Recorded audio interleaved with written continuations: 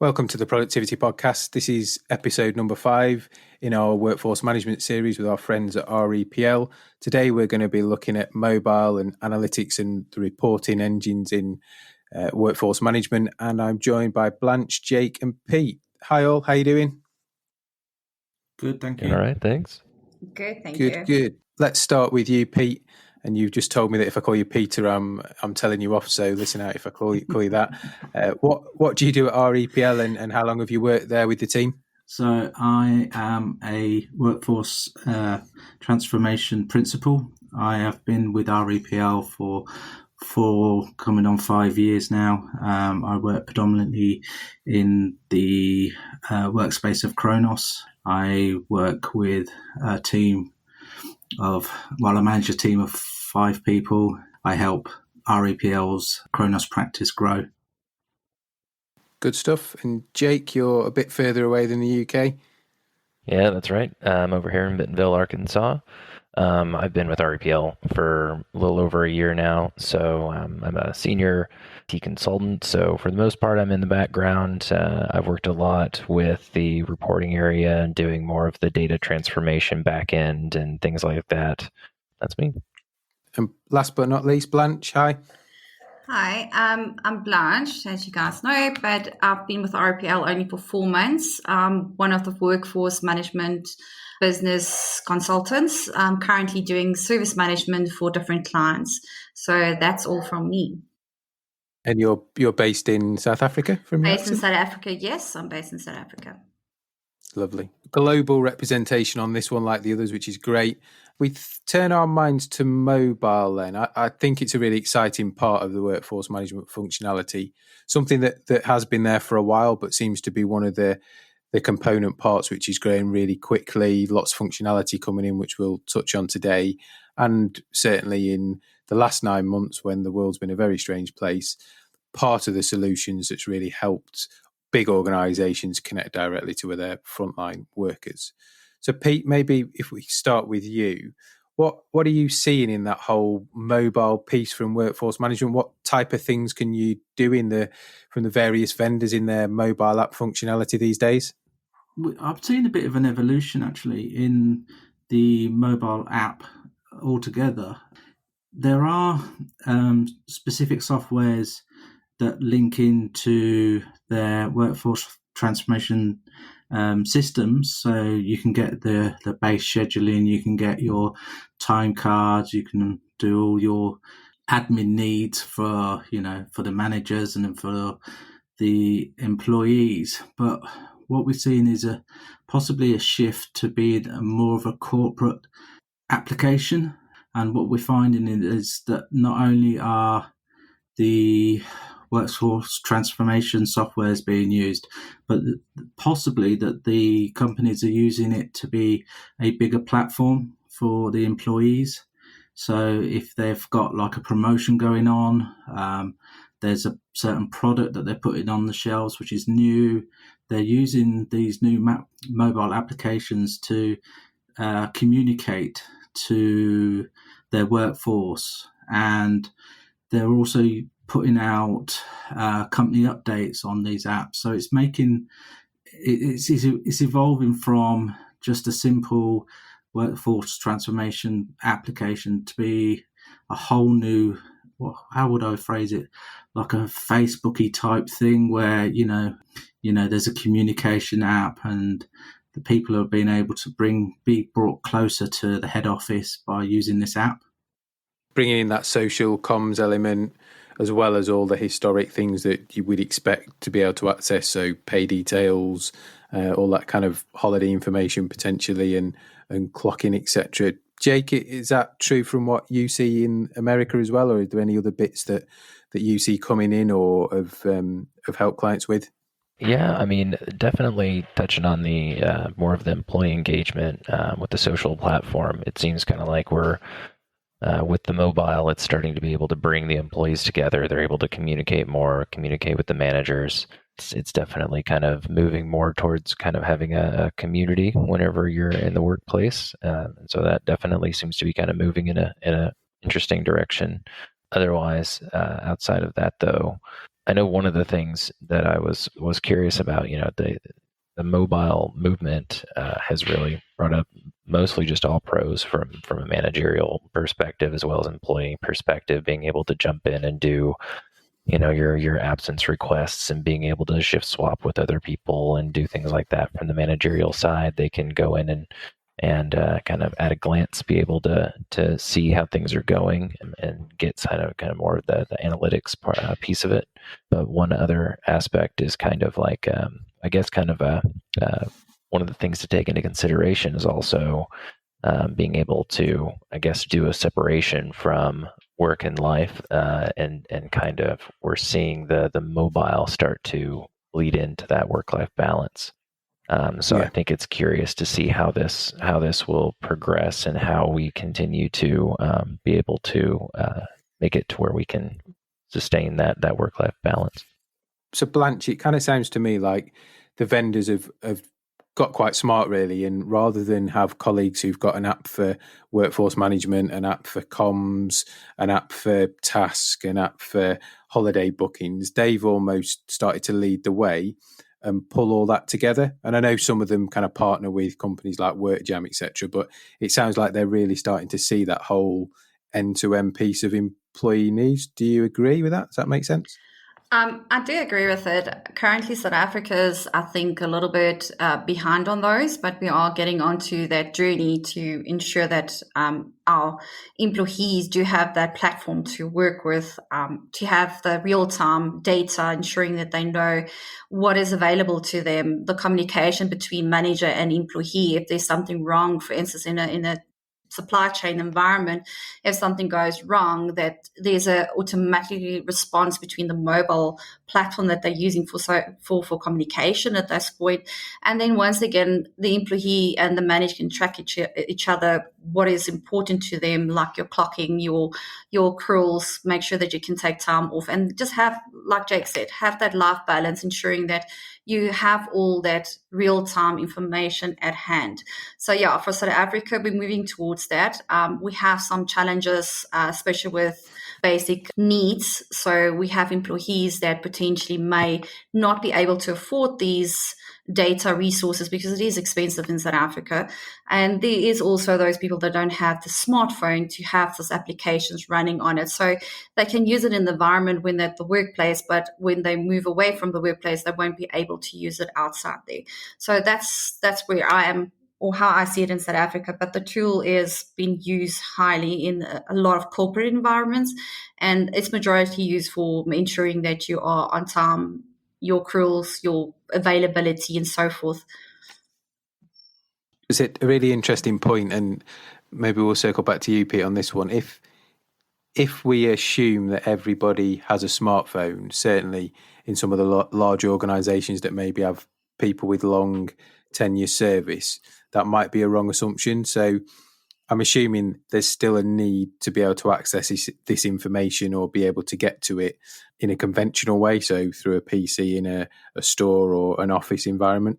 Yeah, we certainly found that there are the generation gaps. So like you've got the Generation Z that are living on their mobiles. I go into shops and I've seen people paying with their mobiles just by wandering wafting their mobile at the cash point and whatnot. I mean, that's a bit above my understanding. I mean, I do not mind admitting, but there are the older generation that just want to see even a printed time card at times. By having the mobile and fixed workstation or a clocking device available, it offers a wider range of engagement with the employee. So, whether they're up to date with the latest technology or whether they're, just want a clock just to see what's going on with their time cards, to see what's going on with the schedules, new systems are able to do all of it, which is really beneficial. So it sounds like we still need to offer choice, and we can't assume that everybody just wants to be mobile, and I really, really get that. But you mentioned shift swapping, Jake. We've not touched on that yet in any of the podcasts. So shift swapping, shift bidding, do you want to give us a quick kind of 2 seconds on what that is and how that manifests itself in the mobile apps? Say you're an employee, you're coming in and something's going on. You need to be able to maybe the next day you want to take that time off. Within the mobile app, you can jump on, you can see who's available, who's not going to be working that day, and you can send out a request to be able to say, hey, I want to take off tomorrow, and somebody else can jump in and say, oh, I'll go ahead and I'll take that shift for you. And so it kind of enables the employees to kind of manage themselves around schedule needs and things like that, and still be able to take off time whenever they need to. So it's definitely a very interesting feature to be able to kind of enable the employees to kind of manage themselves. I think it's worth kind of recognizing as well that that's within set parameters and authorization levels. So, you might have to match cost or skill and be approved by a manager. So there's governance around who I can and can't swap with. That's right, yeah? Yeah. So in most cases, you can build all of the back end rules and regulations when it comes to, if you put in that shift swap, there's going to be a manager there that's going to be able to look at that. There's going to be stop points where they're going to need to, approve and review and do those types of things. And some require them to go in and actually, sign off on something, either, just with a finger or things like that, so that there's a recording and that they know what's happening, so it can be logged. I think mobile, I think you said it, Pete, has really, really evolved quite quickly. I think, again, probably sped up slightly in the last 9 months by that whole social comms engagement piece and people wanting to connect with people that are at work, aren't at work, and deploy company messages. I think it will evolve even more over the next 2 to 3 years with all the other weird and wonderful stuff we've not thought about. But are we in a place yet, and we'll come to you first, Blanche, on this one, where I could run my whole workforce management solution off a tablet or a phone, from scheduling through to time and attendance through to reporting? Are we quite there yet, or is it something that's within touching distance or even further away? I think the potential is we are there yet. We are there. We have to ensure that the configuration and everything is done properly according to different laws and regulations and company rules. But it is there, it is available. A lot of people in this current situation is definitely utilizing that platform at this point to ensure that they have the visibility and the communication platform with employees to ensure that they deliver proper services. So yeah, we are definitely there.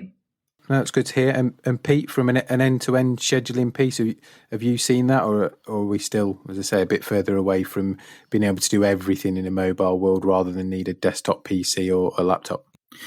I think it's definitely evolving. I think one of the companies is it's more about the employee engagement. So it's the whole, getting the employees to talk and get them to, like you say, shift swaps and that sort of thing. So I think mobile, you can get away with, or get away is the wrong word. I think you can do a lot on the mobile app and the apps that are coming out. There are some functionalities where it's just easier to work on a desktop, just purely for a sizing type situation.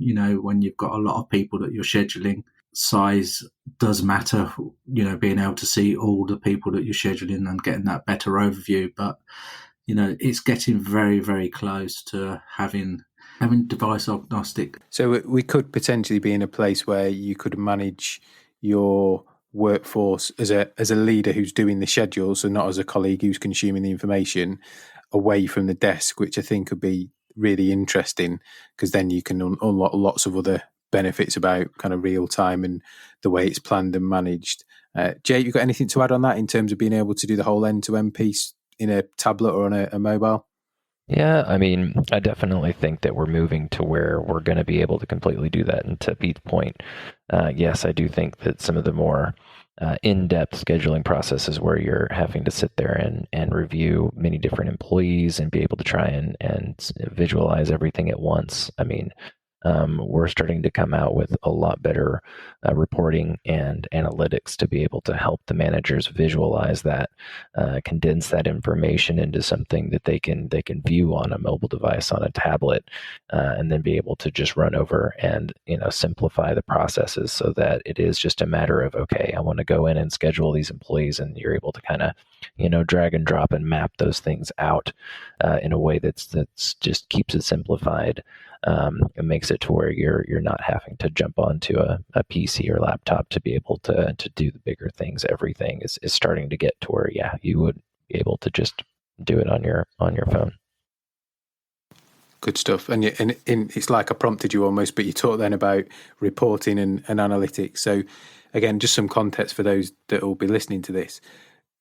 Historically in workforce management, there's been lots of what we class as static reports, so reports that could be configured, that come out of the box from the vendors, and there's a menu of them based on different customer requirements over the years. They'd be configured, you'd run the reports, and then you'd see the data in the reports. Now that's all well and good as long as that meets your requirements for some quite binary things, so maybe scheduled hours versus actually swiped in or clocked in hours and out hours. If you want to start to do smarter things, and in a world where everybody's got lots of data, we talk about big data lakes all of the time, it's moving that towards analytics. So what insight or actions can I drive from that data, as well as piecing other bits of data, so maybe the weather, maybe sales, maybe tenure of people in store, maybe footfall data, whatever it might be, together to produce some analysis and therefore actionable insight. And I think a bit like mobile, it's come a long way. All the vendors now are talking about insights, business intelligence databases, plugging their data into somebody else, a lot easier to get the data out.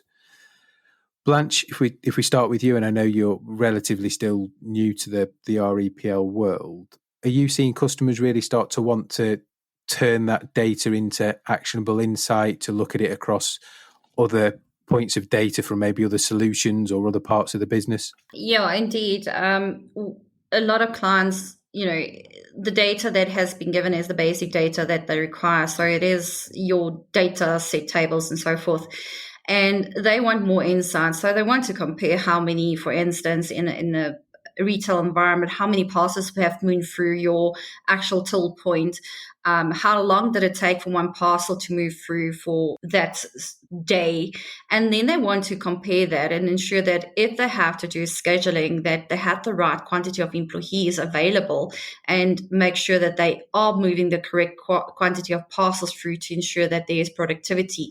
And there's a lot of things that they also, the same with the sales pass, they want to see if there is, for instance, one item that is moving faster than the next item. They want to see that analytical part, that this is our top seller. We need that information. So yes, a lot of companies are definitely requiring more analytical information than just basic reporting.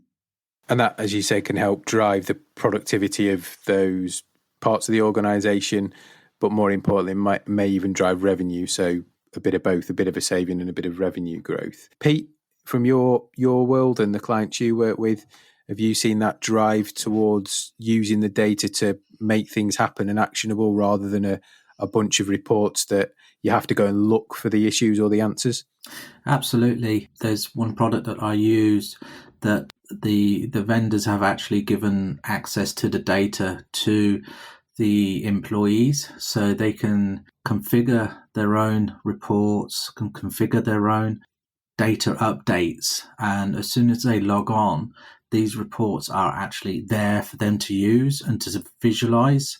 So they'll have a graph showing that sales in this particular area is growing. They have graphs that show that people have turned into work and that everybody's on time. The amount of data that the WFM system holds is vast, and because there's been data stored from before these applications have been around, they can sort of forecast what they're going to be doing in the future off the historical data, and having that pictorial view of the data that's in the system just makes it easier for the manager to make instant decisions, make a better decision based on facts and figures that they have in front of them.